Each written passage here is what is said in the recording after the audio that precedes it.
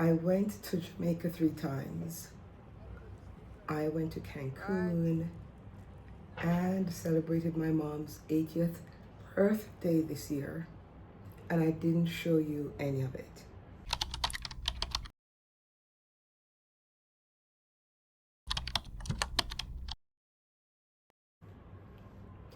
If you're new here, I am Sandra. I live in NYC, and this channel is about real lifestyle content, travel, fashion, and everything in between.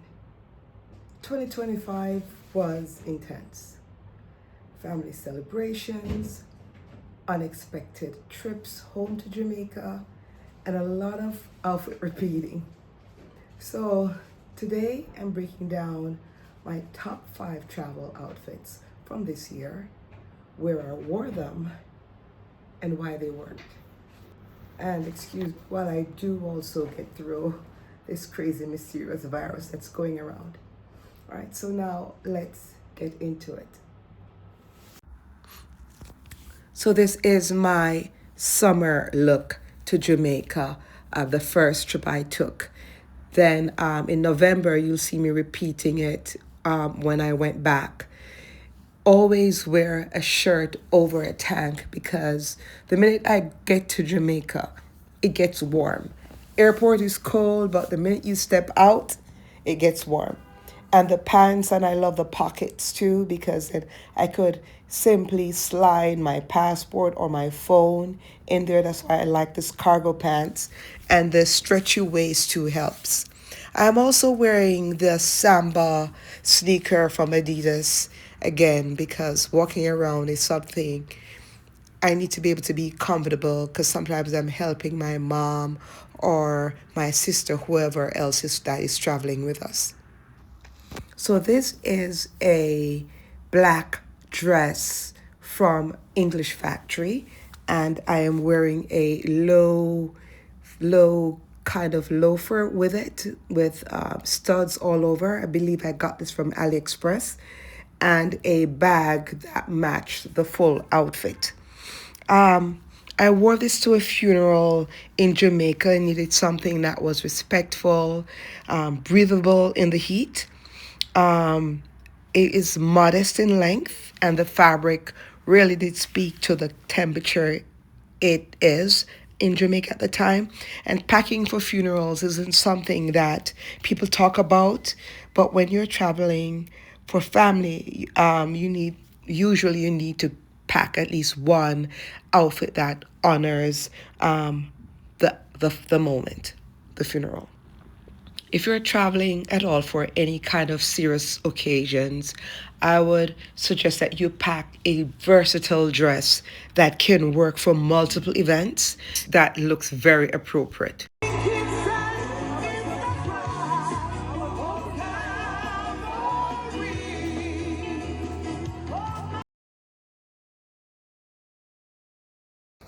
This long flowy dress I got in Rome because I forgot my evening mom celebratory attire.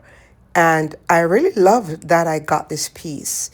It was nice and flowy, comfortable, easy to wear. You know, you didn't have to worry about wearing a bra underneath. It's layered, and it just created a very loungy vibe, which was very appropriate for where we had our dinner. One takeaway from this, I realized that I must always remember to pack one statement outfit for special moments, because I almost regretted it. Had I not seen that store next door, I wouldn't have a single idea about what I'd wear because I had packed so tightly in a carry-on to make sure I had everything ready for that travel because we're doing trains to the different cities throughout Italy. So I wanted to make sure that everything was absolutely ready for that time. And I just somehow forgot the dress. So pack so you don't regret anything or any of your experiences while traveling. Another way I like wearing this dress is with that new trend that came out during the summer with tying a scarf around the waist. And I love this look too because it shaped the dress. And for me, someone whose waist is to me one of the parts that I like the most, the waist, my waist. It's, nicely proportioned there. I figured tying a scarf on my hips would work very well for this look. So this is another way that I did wear this. I can't remember where, I just didn't get photos of it. But this was another way that I enjoyed wearing this dress. And, again, versatility. That's why I bought it, because I saw even if you were to put like a t-shirt on it or a shirt over, you could get away with wearing this dress in multiple ways, even with a turtleneck underneath if needs be, or a full body suit if you wanted to winterize it. I personally recommend any kind of dress like this. Of course, I'm showing my Zara's sandals that I do take with me. Not comfortable to walk around, but if you're doing something in a hotel, this is a sandal that looks great, and it's easy to pack because it's flat and it finishes any outfit that you feel needs a very understated look.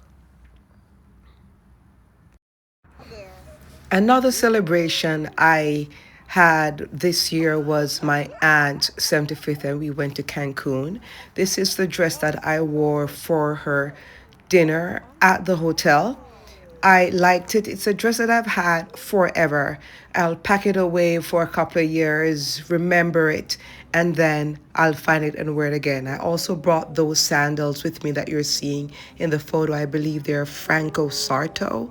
I might have bought it at Macy's, and my trusty bag that I wear for almost every occasion because it can hold everything in it.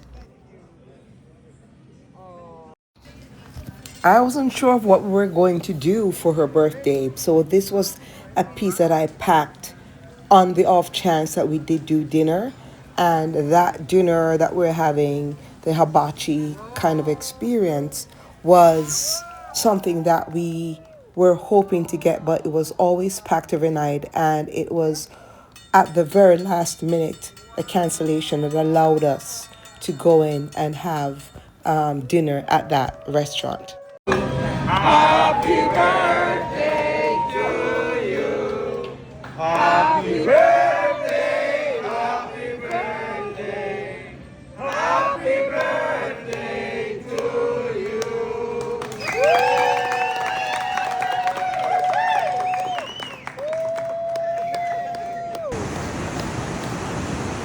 Okay, so blow out your candle now. Oh, it's blown out. Remember that I talked about repeating outfits. So on our trip in Italy, there's these shorts, linen shorts, that I repeated only because they were super comfortable, lightweight.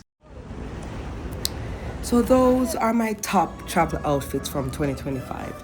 And nothing fancy, just real styles for real trips.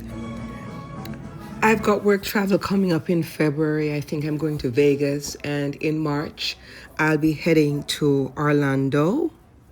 So I'll be showing you more from these trips that I have coming up in the new year. So if you would like to see how I styled my experiences for both these upcoming trips, please be sure to subscribe and follow along if you're still interested. And please also drop a comment and tell me, do you repeat outfits? Am I the only one that does this? I really like to know. And guys, once again, thank you for tuning in, and I'll see you in the next one, okay? And yes, I'm actually posting consistently in 2026. See you then.